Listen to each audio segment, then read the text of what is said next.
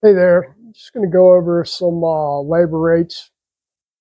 People seem to get confused about labor rates sometimes. They come out, and I've heard this before in my life. People complaining about labor rates as far as, for whatever reason, they got the impression that the labor rate was what the mechanic made, and that just ain't the case. Far from it. Think of it like this: you own a business. Labor rate is for service. Some locations it's taxable, some locations it's not. You've got rent to pay, or mortgage on your business building to pay, electricity, water, internet, phone, everything else. Vehicles, if you got to use vehicles, you own a tow truck or a trailer or whatever, you go to pick up bikes or cars or whatever you're picking up. A mechanic might make usually flat rate, or they might make an hourly salary. Flat rate can be, in the motorcycle business, it can be feast or famine. Summertime, spring and summer, going into the fall, you can do pretty damn good flat rate. Hourly, you're making whatever all year long. So it can be hard to make a killing in the wintertime. If you haven't planned your year right, business is going to drop off as soon as it gets cold out. Pretty much, depending on where you live, you're going to be doing nothing all winter in some places. Now, what they used to do a long time ago is you had seasonal staff working in the service department, motorcycle dealers. You might have one guy that's there all year long, and you might have two or three guys that are basically part time.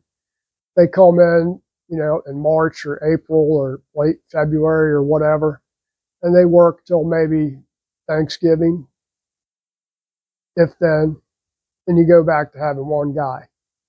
That's your full time shop foreman type of guy. We're talking a long time ago. Now, I did work at a shop one time that I worked on commission, which is basically like being a subcontractor. I did a 50-50 commission with a guy, and same kind of thing. You can make a lot of money. So just say your labor rate was $50 an hour. You're making $25 an hour if your labor rate was 50. Some places it can be more, some places it can be less, depending on where it is. But in general, at least 50 is what most places charge before. Nowadays, you go in the shop and they might have 70, 80, 90, 100, whatever. I went to service school one time and was talking to one guy, and he worked at a California dealer that their labor rate was $140 an hour. And they were in San Francisco, and that's a long time ago. So that's just say 30 years ago. Now probably 25 years ago. So same difference, but $140 an hour. And we were talking about it. He's like, well, we got some discussion to pay, and he's like, well, shit, we pay our damn lot boys $15 an hour just to wash bikes and clean up trash. I was like, whew, man, pretty good. But then again, whatever you're making doing this kind of work, or whatever you're doing in certain areas of the country, it might sound good to me. Like, man, guy's making $100,000 a year. Well, that sounds pretty good, right?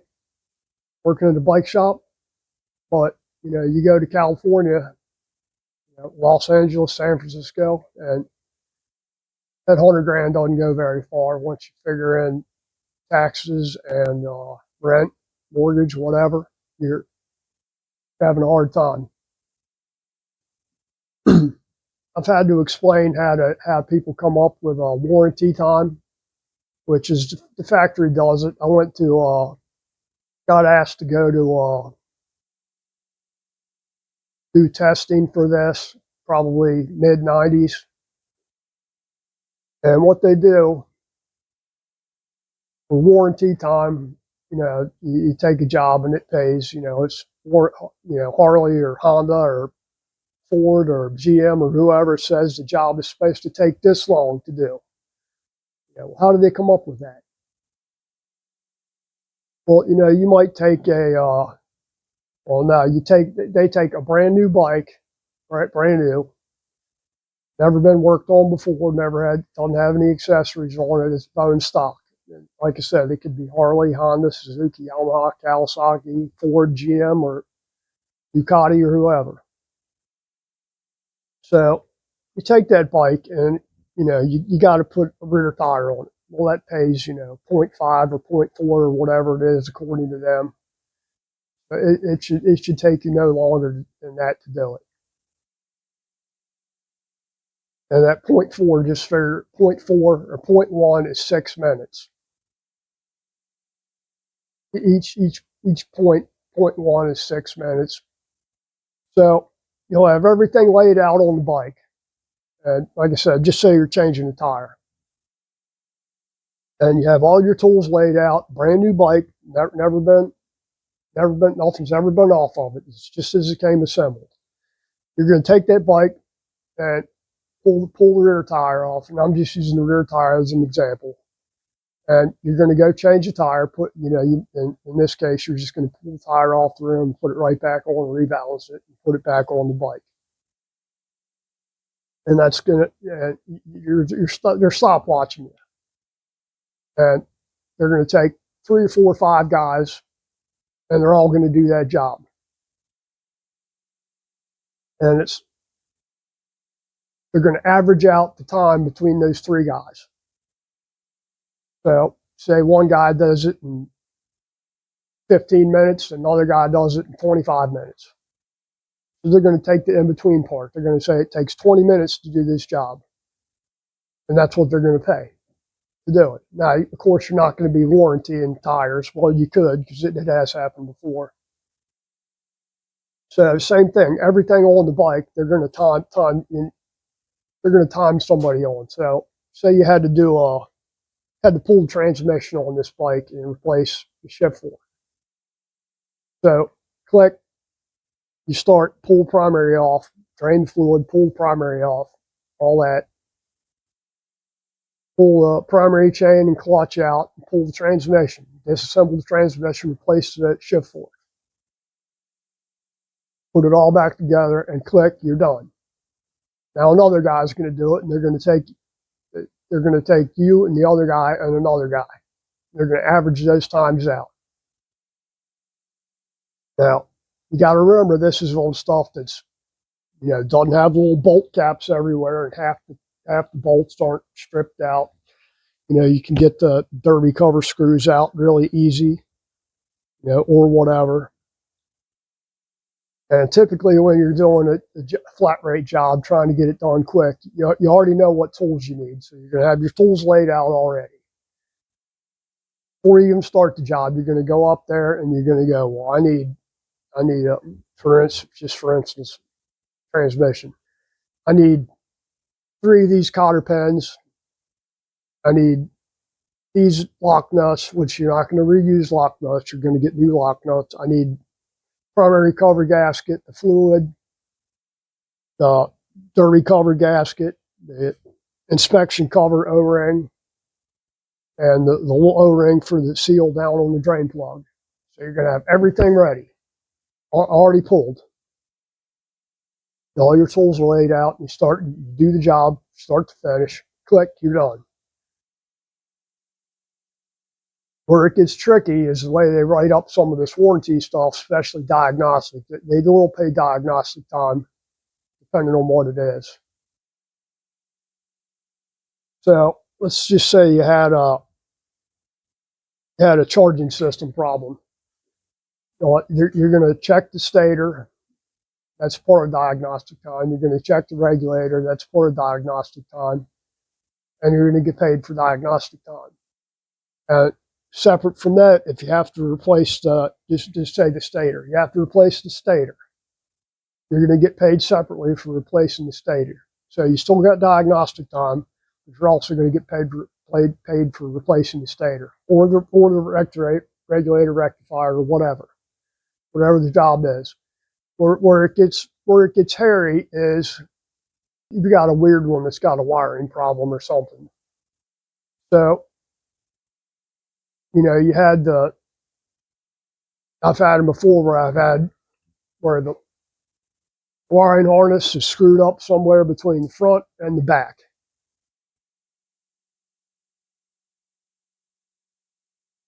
Yeah, the wiring harness is screwed up somewhere between here and here. So you're going to have to test every wire that you just say the headlight's going out. You've tested the headlight up here and you ain't got any power to it. You tested it to the switch. Switch is good. But somewhere between here and here, and your main harness is screwed up. So you're going to test the wire back here, wherever it bundles at. You're going to test it up here. That's, continuity or whatever, power from here to here. And it might say in the manual, repair wire. Well, think about it. You had to drain the gas out, pull the gas tank to be able to get to this stuff. And on this, it's easy. But say on a bagger, I had to do one on a bagger one time where it had a bundles feeding up next to the frame to the front end here. It was on an electric line. The wiring harness is pretty big. And one of the wires was screwed up in the harness. What had actually happened, I'm guessing that when they manufactured that wire, it had some kind of, somebody touched it or bead of sweat or whatever dripped on it. Somewhere the wire was corroded inside the insulation. So you've tested this wire. Will it pay, repair wire 0.1? Well, you just got paid 6 minutes for doing all this work. Well, no, not really. If you did it right, you've written down everything. I had to pull the fairing off. That pays so much. Had to pull the radio or whatever. Had to, I've tested. You're going to write down everything that you test. Now, as far as customers are concerned, you don't want to screw them on labor, although a lot of places do, and I know because I've heard a lot of crap from people bring their stuff from other dealers or whatever. I mean, just wildly optimistic times, that you ask them, I've had guy do had base gaskets thrown on his bike. And you ask them, how much did you pay for that? Or they might ask you, how much do you charge to do a top end gasket kit? Base gaskets are leaking, or it needs a head gasket or whatever. And you tell them it's like a 4-hour job, which it actually, warranty time is less than that. I want to say warranty time was like 2.8 or 3.0 hours, something like that. Well, typically I'd charge like 4 hours labor to do it. So you get a little bump there. And mainly you get the bump for, you try not to bump it too much, but you might get a little bump because you do run into stuff overall that, the guy's got 497 bolt covers on there and you don't want to ruin every single bolt cover just because you're such a nice guy. That, by the way, I hate covers on top of covers on top of covers. You got guys that put all kinds of crap on the bikes. And, sometimes one of the worst ones is on baggers. They get the disc covers with the lights on them. And half the time, some little teeny screws, which are like only 1/8 head Allen, the damn screws are messed up where the Allen head goes in there. So they're screwed up. You end up having to drill the bolts out, drill the head of the bolt out to get it out, get the cover off. Well, if you're just changing the rear tire and you're only getting paid 0.8 hours to do a front tire, and you got to spend 20 minutes getting bolts out of the damn disc covers, you're you're losing money. You know, like I said, I don't want to screw people over on stuff like that. But before you commit to a job, walk outside and look at the bike so you can tell the guy an honest price. And what people will do is they'll call you up and say, well, how much is it to change a front tire? And you ask them, and they'll you tell them 0.8 or whatever it is, and that's pulling the wheel off the bike, busting the tire off, putting the new tire on, rebalance it, and putting it back on there. They're going to hold, because they called up and they said, well, they told me it was going to be $40, and now you're telling me that it's 55 or 50 or whatever. And or that's why you should always go out and look at a bike before you commit to, before you commit to anything on it, because you'll find, if the overall condition of the bike is just ate up, it's rusted and corroded everywhere, that the guy hadn't bothered washing it, whatever. Go over and look at it. Look at the brake pads, look at the caliper bolts, just overall condition of the bike. Because sometimes you spend an extra half hour trying to get broken bolts out. Not always, but sometimes you run into that shit. Now you try not to do it. Like I said, you try not to screw somebody on deals like that, but if you put it tactfully, most people would understand. Not everybody does. So typically what I do is warranty time times 1.4. Not always, but depends on the job. If it's something I know that, for instance, top end gasket kit on one of these things, I know that I can do it in under 4 hours.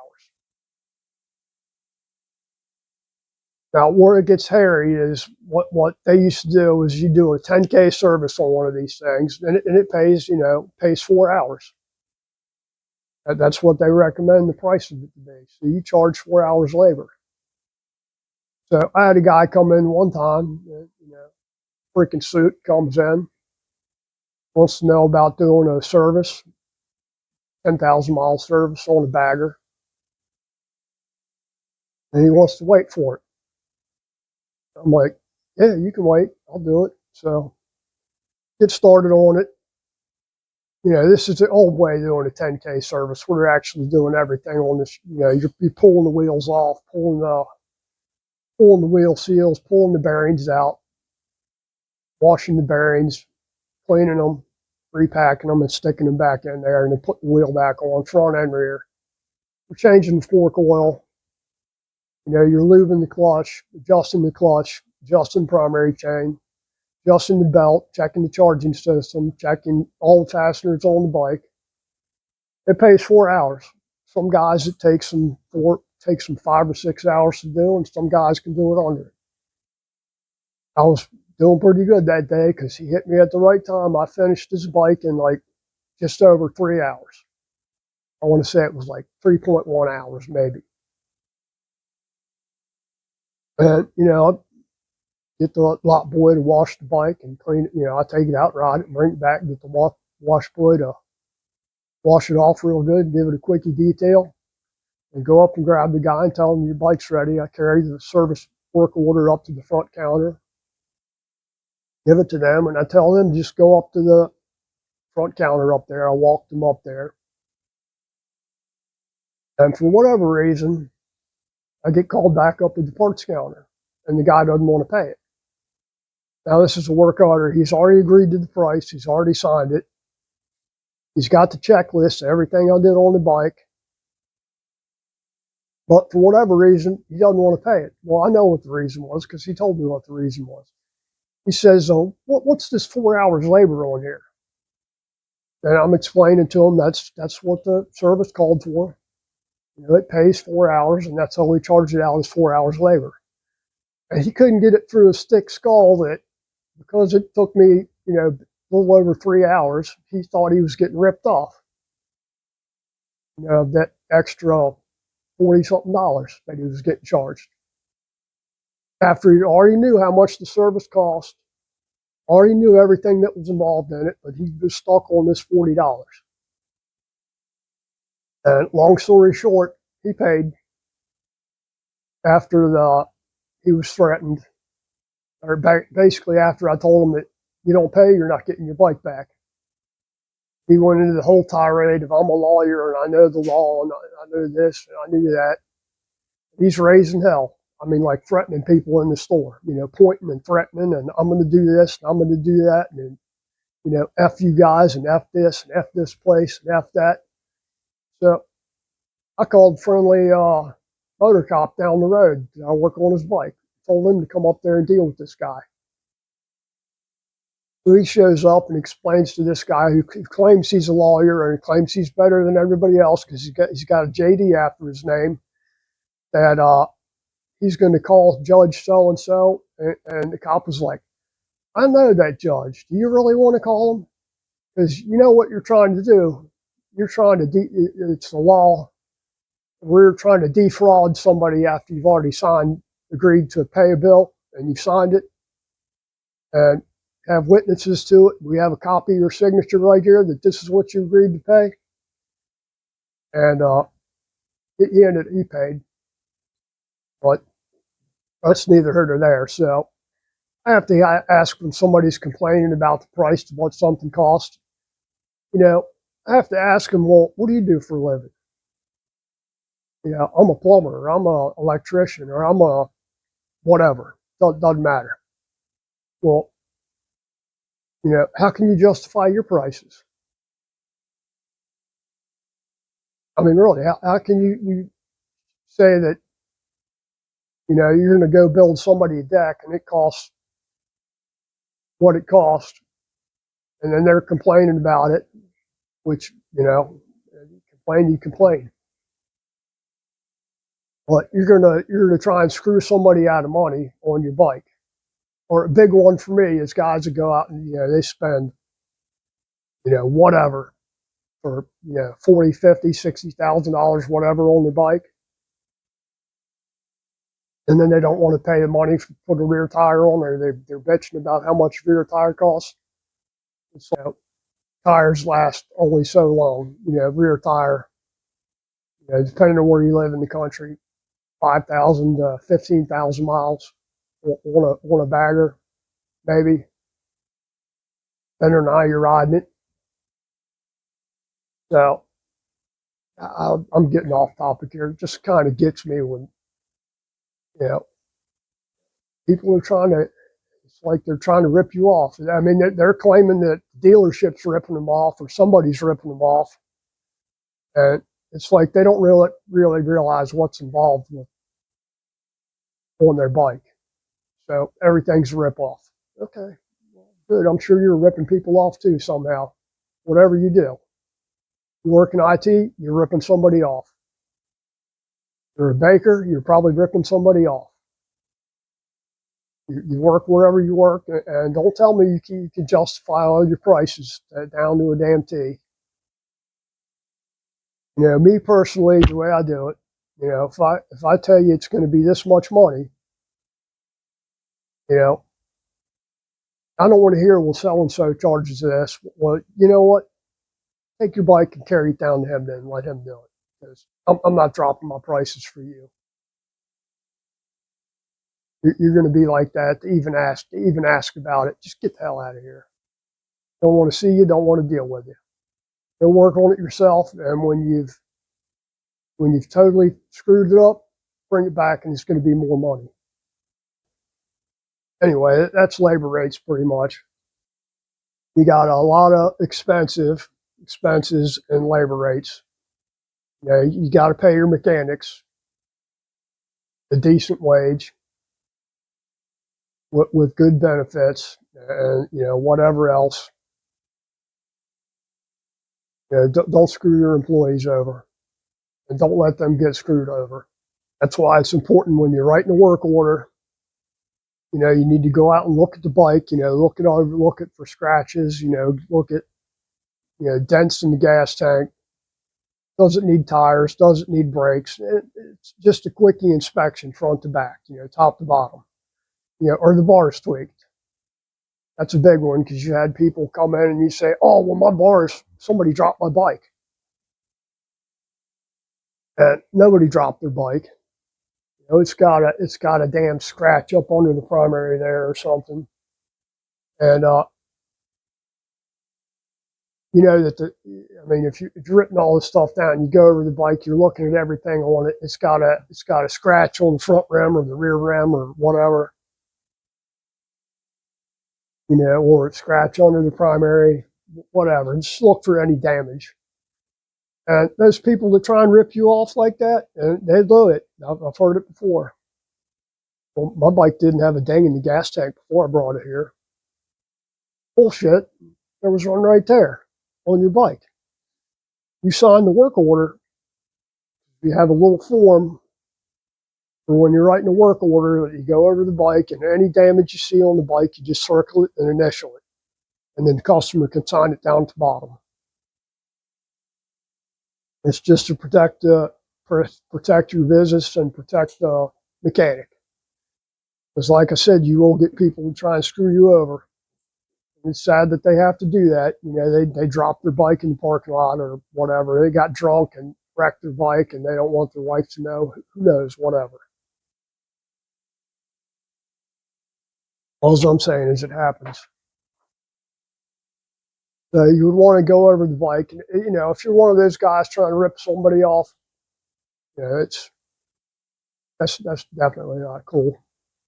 I had a guy bring wasn't a bike really, it was a four-wheeler. And one time,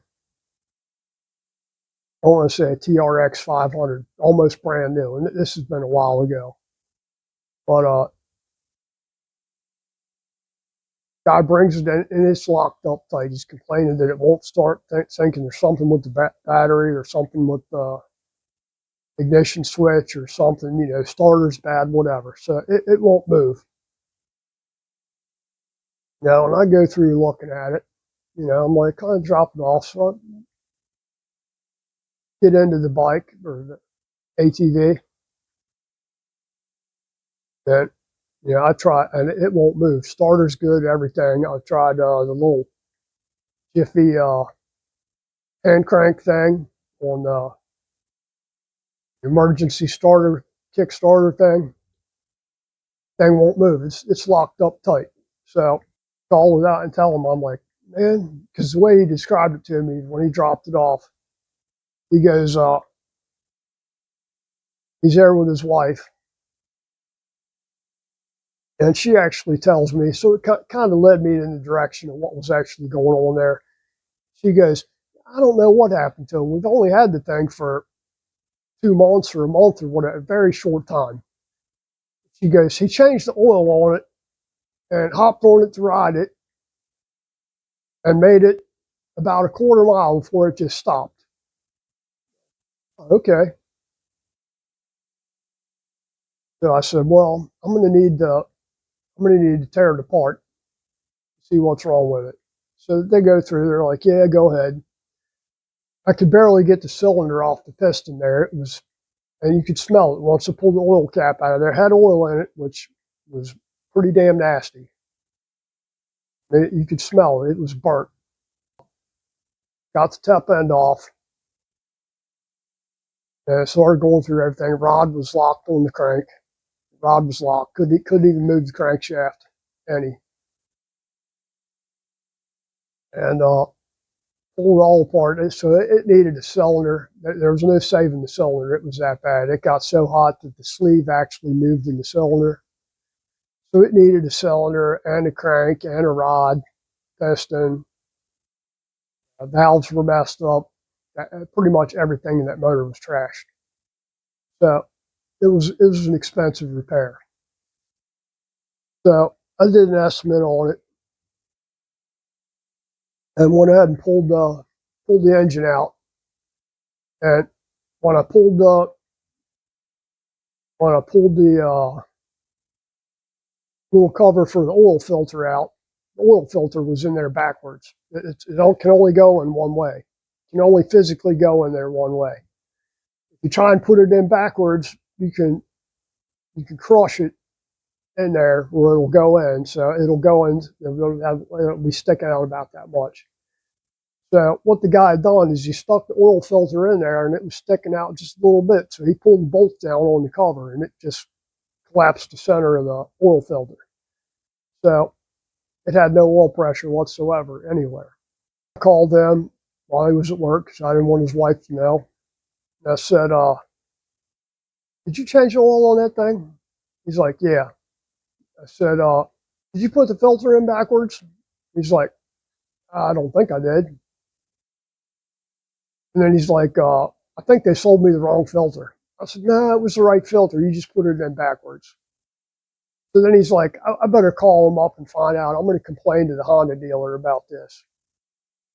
And I don't think I'd do that because, first off, you didn't carry it back to the Honda dealer to get the work done. You carried it to me. Unless you'd already taken it to the Honda dealer and they told you that your motor was locked up. He's like, nah. He asked how much it was going to be. And like I said, it was extremely expensive. It wasn't a cheap repair. He's like, go ahead and fix it. I fixed it. And he comes in with his wife to pick it up when I get done with it. And he comes over. He's like, can I talk to you for a minute? Like, yeah. What's up? So he goes, hey, man, can you not tell my wife that I put the oil filter in there backwards? No problem, man. I'm not going to rat you out. So she paid for the bill on her credit card. You know, whatever. They paid for it and left. But it's just the thought of him trying to blame the Honda dealer for selling him the wrong filter, which they didn't sell him the wrong filter. He's just trying to justify in his mind what exactly happened there. And that probably has nothing to do with the rest of this stuff I'm talking about. But, yeah, I threw it in there. And I've had a lot of stuff like that, you know, happen over the years. Got all kinds of crazy stuff happens. Stuff where, you know, guy comes in for oil change and you do an oil change and all of a sudden he's complaining that he needs a back tire. Well, you know, all we did was change the oil on your bike, man. We didn't do anything to the back tire. And they'll be like, no, I'm pretty sure somebody was doing burnouts on that thing. Pretty sure they weren't. Not here they weren't. Maybe you got drunk and were doing burnouts all night last night because there's an awful lot of damn rubber up under the fender there. We noticed that when I just went out there and looked at it, that the entire inside of the fender is coated with rubber. So somebody was doing burnouts, but there wasn't anybody here. You know, all kinds of crap like that happens. Anyway, that's all I got. Just little points to consider there on, you know, labor rate and, you know, guys deserve to get paid. And you know, motorcycle industry's hard enough without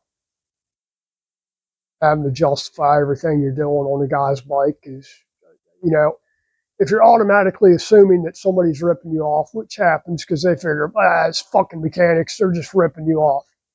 Heard that before. You know, it's not true in most cases, but sometimes it is. You know, you got guys that do stupid shit like say they serviced your bike and they didn't, or saying they use this kind of oil and they didn't, or saying they replaced spark plugs and they didn't, or air filters or whatever else. It happens. Unfortunately, it happens. It's sad because it makes everybody else look bad, or using substandard parts. It happens. Anyway, that's all I got. It's getting cold out here, and hope everybody has a good week coming up. Take care. Appreciate you watching.